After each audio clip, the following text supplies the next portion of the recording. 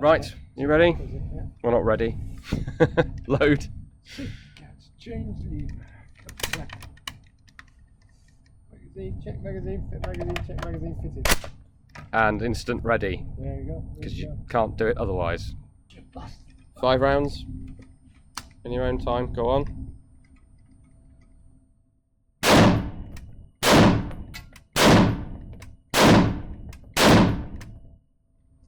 Good?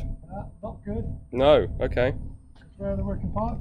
Ah, they have not held open. Yeah, but they should do. Interesting. That's a new problem.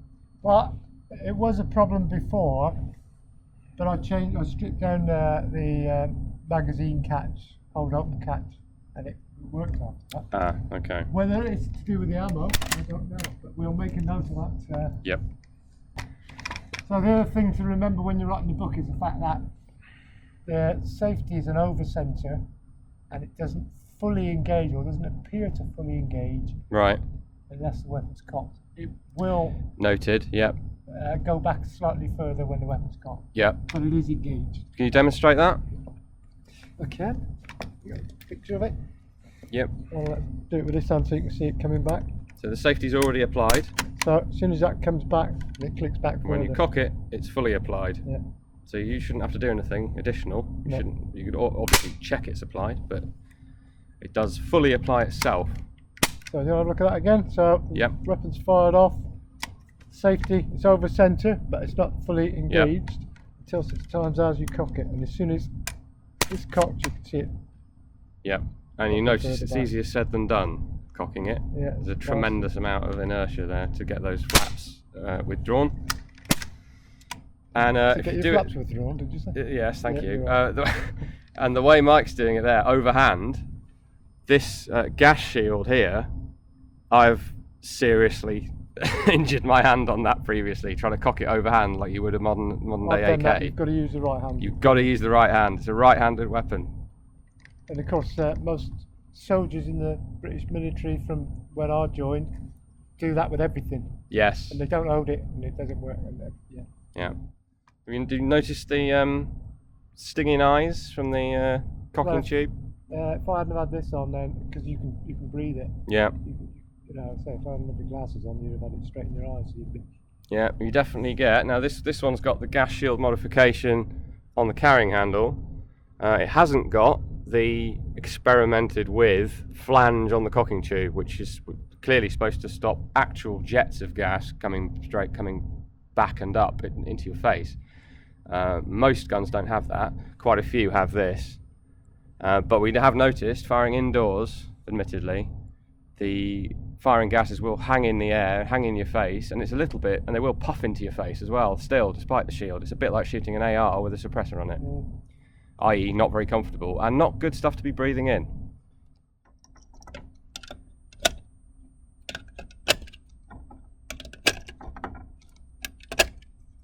Okay, 5 rounds. 5 rounds. CBC Magtech. Okay, safety catch. Change lever.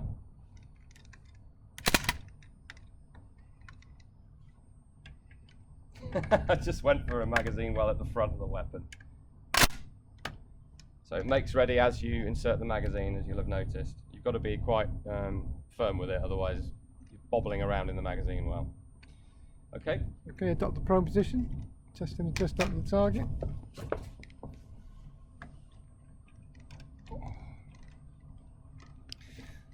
Bearing in mind that the possibility still exists that it may fire more than 1 round. Yeah, noted. Get a 5 rounds, at your target in your own time, go on. Good old grip on the fore end.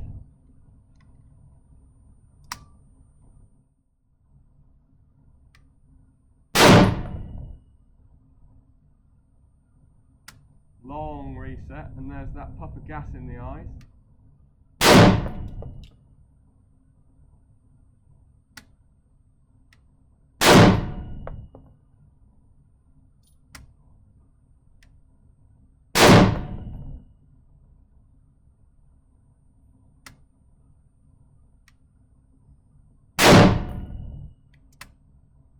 Okay, listen in. Unload.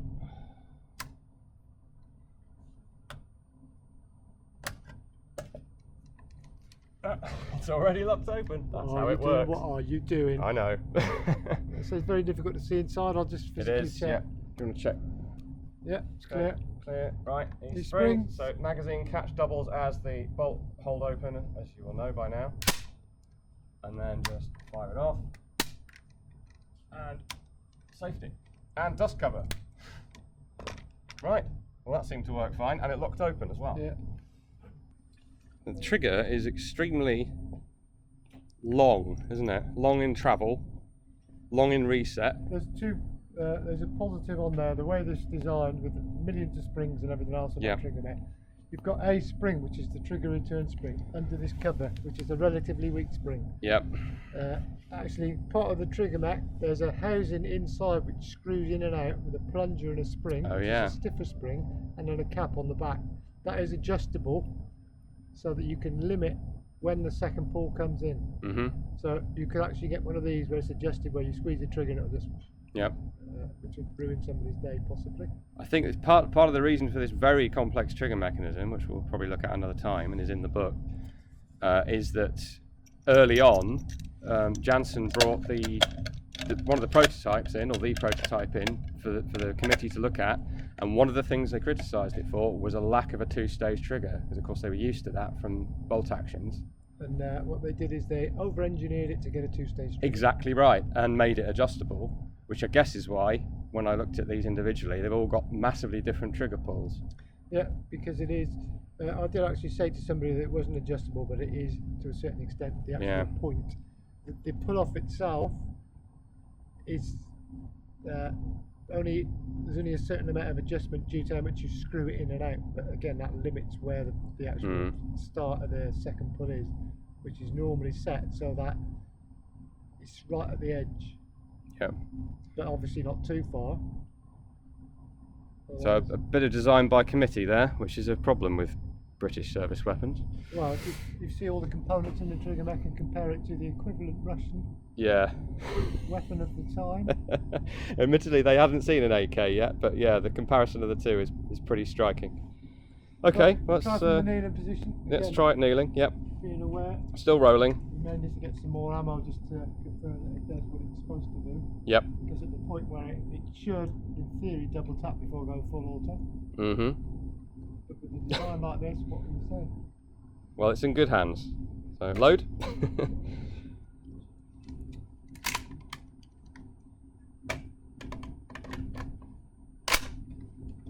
Okay. Yep. In your own time, go on. I'll try and get the target in as well this time. You'll struggle to see. Still a lot of smoke and fire. Yeah, it really does get in your eyes. Like the song says. Yep.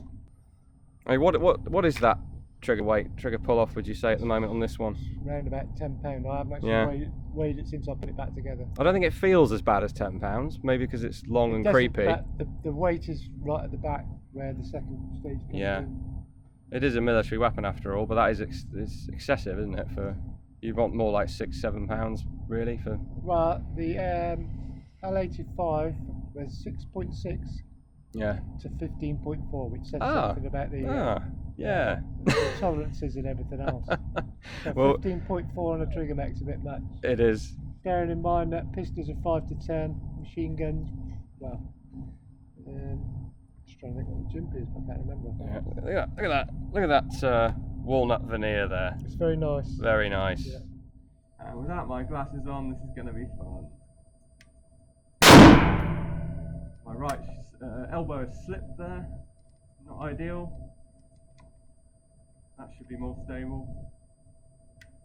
But I will change my point of aim. No, still making me slip.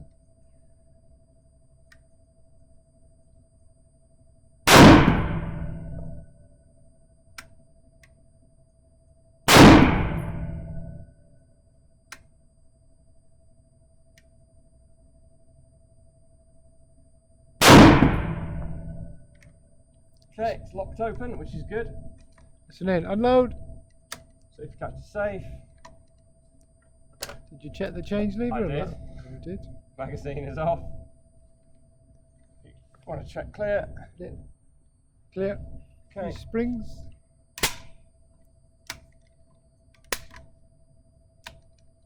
And dust cover. And it's now getting quite hot. I've only fired, what, 20 odd rounds? Yeah, maybe a bit more than that. Maybe a little bit more. So let's go and take a look at the target then, so if we Quite lay the warm. weapon down. Yeah. But that's good enough for government work, as they say. I'll put another aim. Not great, not awful. Right, we're back in the workshop again. And we've finished firing. Obviously. So, just going to place the weapon down on the bench. Got a lot going on in here at the moment, as you can see. What I want to do, if I can, although I'm handheld with the tablet, which is far from ideal, is just show you the inside of the gun and how grubby it is. So it's already locked open. We left it locked open because it was very hot. Can't quite see that. Apologies. Upside down it'll have to be. Very hot on the gas block still. So we need to release the working parts, leave it cocked. And we have this catch here. Just press at the back if I can reach. And that allows you to open the butt. And we withdraw the recoil spring. So that's the butt assembly. And the locking lugs to keep it in place. Guide rod. And the quite long and all important recoil spring.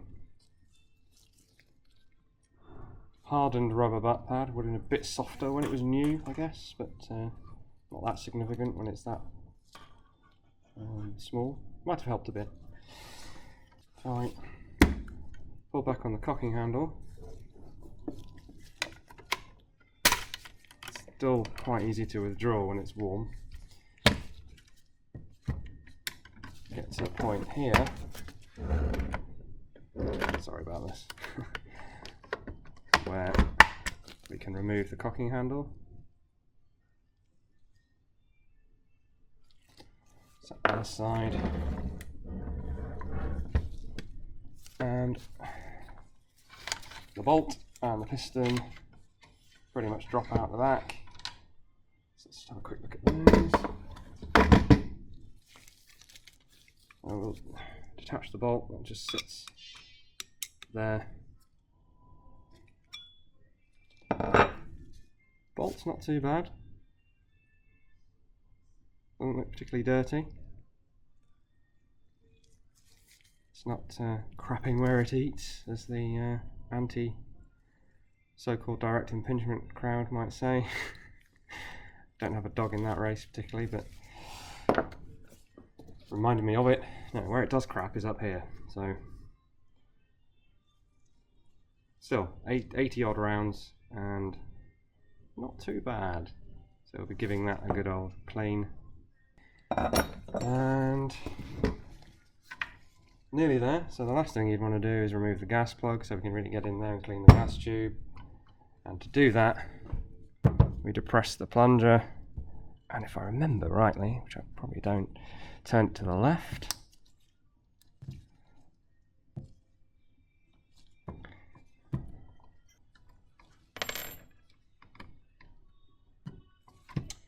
Right, well the reason for all that struggling is I did have it in the right position, but with the amount of carbon fouling you get from less than 100 rounds, actually removing the gas plug becomes harder to do. Not a problem, but first time doing it, having fired it, so didn't appreciate that it would cause sufficient interference to be hard to get out. So you do rotate fully to the left. You can actually see the different positions here. If the camera will focus. There we go. Got excessive, normal, and shut off for firing rifle grenades. 3 positions on this variant, and you can see the gas plug is, unsurprisingly, fairly dirty. So that's going to need some tedious scrubbing. And there are the 3 holes that correspond to the 3 settings, simply getting larger the more gas that you're putting through. Conventional stuff. That's as much as we'd want to do to clean the thing, although, having said that, depending what time you had and how much firing you'd done, you might want to pop out that pin as far as I've taken it there. So just to show you that again, knurled pin, awkward. In fact, I pushed it too far in. Push that out, and then, nice and simple, the trigger mechanism pops off. Very, very simple. What isn't simple is the trigger mechanism itself, which is an absolute dog's breakfast, as we say in the UK. We'll get into that perhaps in another behind the scenes. And while we're at it, here is the underside of the gun, and you can see how, for a long time, because I hadn't actually looked, I hadn't appreciated, this is simply a heat shield. And this shape changes depending which variant you're looking at. They all say the same, the same purpose. This is the breech end of the barrel. It gets damn hot, so you've got to keep the soldier's hands and arms away from that. And so this is just a simple sheet metal cover. Also makes the lines of the weapon more aesthetically pleasing, I suppose, but primarily that's a heat shield, and it works somewhat effectively. The actual trigger mechanism heats up more than that does from having just fired it.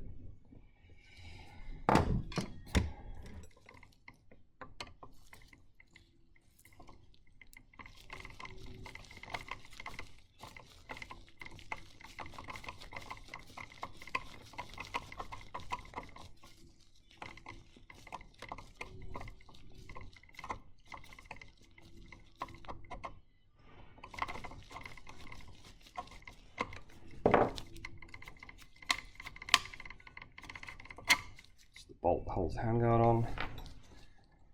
I have to do this off camera. Okay, so I've just pressed that forward out of the bracket that holds it at the rear, and we can remove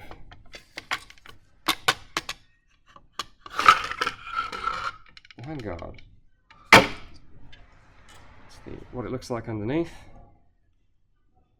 There's the gas block, pinned in place. Bracket for the handguard. The barrel with the bayonet lugs. And the bracket at the rear, which I've already shown you, but that's a slightly better view. Just press fit into there, just holds it in place.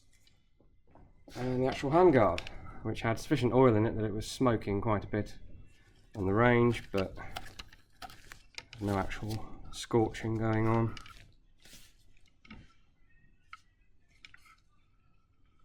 So we'll give that a good clean as well, because that's as much use as that's seen in some time, I dare say. Right, I'm now going to clean it off camera because you can't get a good view of it and it's not very exciting.